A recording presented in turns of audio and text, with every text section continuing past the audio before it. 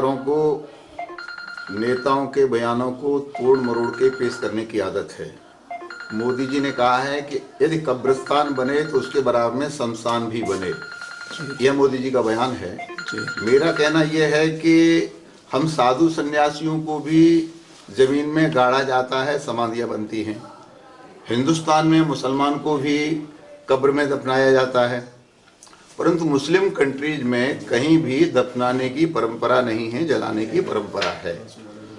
और अगर कब्रिस्तान सारे हिंदुस्तान में बनता रहेगा तो हिंदुस्तान में रहने की जगह ही नहीं मिलेगी, खेती के लिए जगह नहीं मिलेगी जी। तो ये जो नेता लोग हैं अपने वोटों के कारण हिंदू मुसलमान सिख ईसाई को बांटते रहते हैं, उनका कब्रिस्तान अलग, उनका शमशान अलग। मेरा कहना यह है कि एक ही होना चाहिए।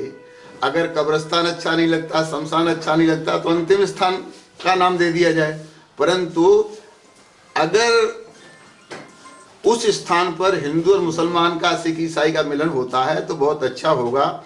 हिंदू के शरीर पर मुसलमान का दाह हो और मुसलमान के शरीर पर हिंदू का दाह हो, जमीन भी कम वेस्टेज होगी और एक रास्ता भी निकलेगा और इससे आतंकवाद पर भी लगाम लगेगी। क्योंकि आतंकवादियों को यह बताया गया है कि मरने के बाद एक तो जन्नत मिलेगी, ये बेहतर हूरें मिलेंगी, और जब यहीं जल के खाक हो जाएंगे तो न जन्नत मिलेगी न हूरें मिलेंगी, जो कुछ मिलेगा तो यहीं मिलेगा।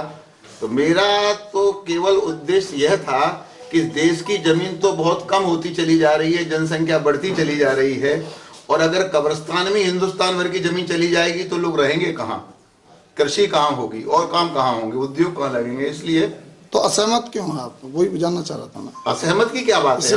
जमीन असहमत नहीं हूँ, मेरा एक बयान है।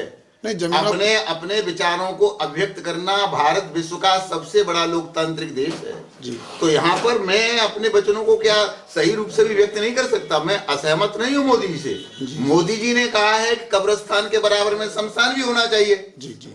मैं ये कहता हूं कि चाहे नाम कब्रिस्तान हो चाहे शमशान हो, दाह होना चाहिए, किसी को गाड़ने की आवश्यकता नहीं है। चाहे कोई साधु हो, चाहे सन्यासी हो।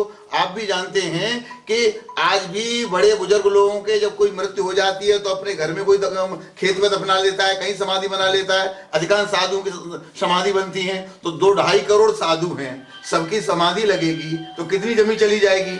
और 20 करोड़ मुसलमान हैं, अगर सबको कब्र चाहिए तो हिंदुस्तान में जगह कहाँ मिलेगी? इसलिए किसी कब्रिस्तान की आवश्यकता नहीं है, एक ही जगह सबका क्रियाकर्म होना चाहिए, चाहे हिंदू हो, चाहे मुस्लिम हो, चाहे सिख हो, ईसाई हो। संविधान के आधार पर चलना चाहिए। मैं समझता हूं इस मामले में सुप्रीम कोर्ट को भी कोई निर्णय करना चाहिए।